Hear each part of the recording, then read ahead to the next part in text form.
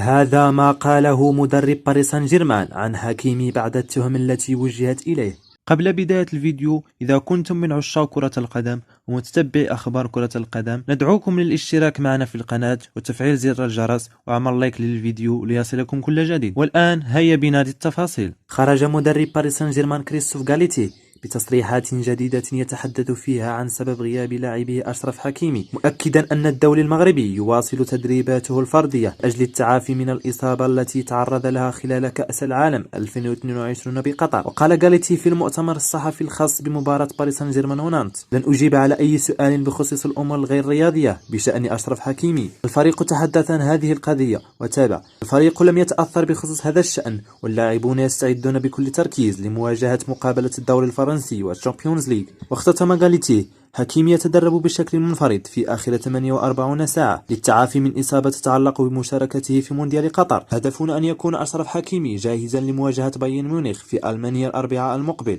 لحساب إياب ثم النهائي من دوري أبطال أوروبا.